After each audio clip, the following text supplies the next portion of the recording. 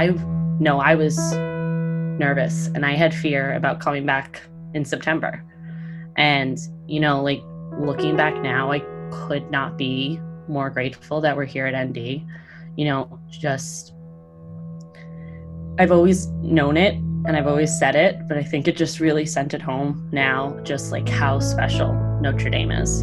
And, we have the absolute greatest girls in the whole entire world.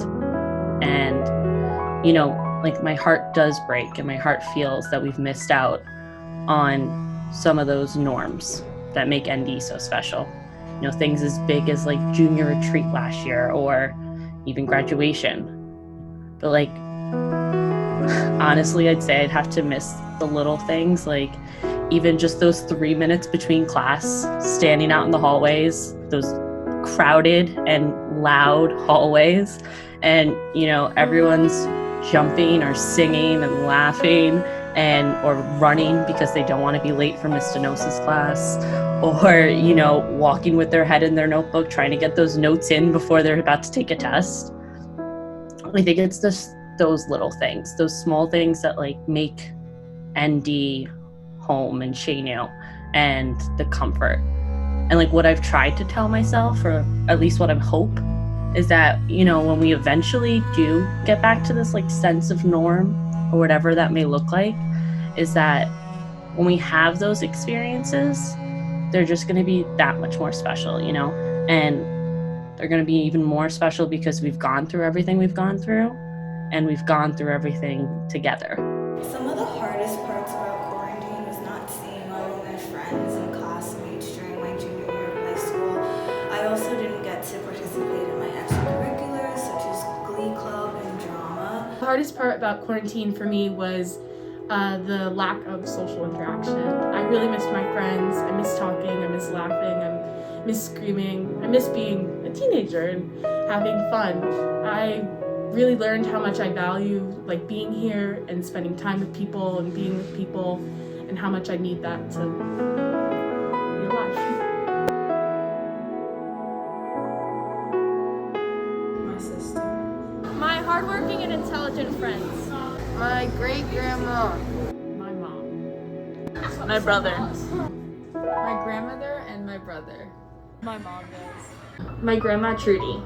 The person that inspires me is hardworking and courageous. My sister. My 8th grade English teacher. You. My friend! My mom. My dad inspires me. My best friend Abigail.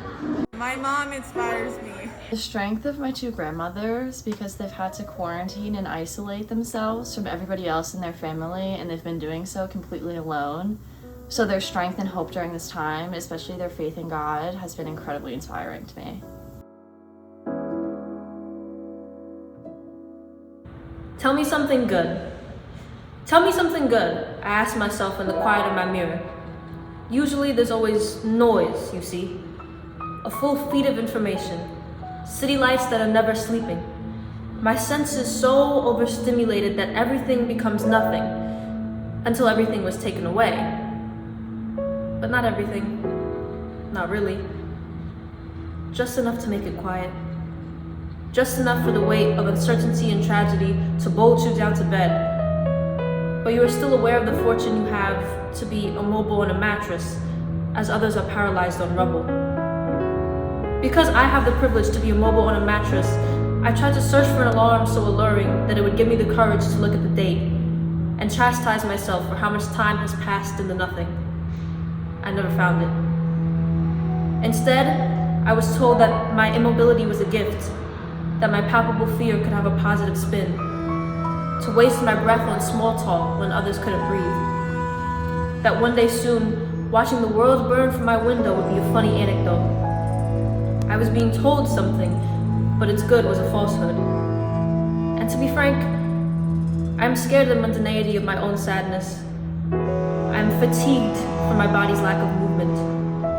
I'm resentful to learn that the apocalypse of adolescence does not disappear in adulthood. I am certain I never again want to feel ownership over carnage. This is what the quiet of my 4 white walls and purple bed sheets and big vanity mirror has told me. So tell me something good. Remind me that we are capable of comic book drawings and radio pop songs, of hugs and long nights of laughing, of sunburns and fresh soil, of change from what it was to what it should be, of my grandmother's warm cookies and my mother's red lipstick at a restaurant. Allow me to say an I love you that is inessential. Encourage that my human nature can be as gold as it is gray. Tell me something good. Give me the chance to tell you something great.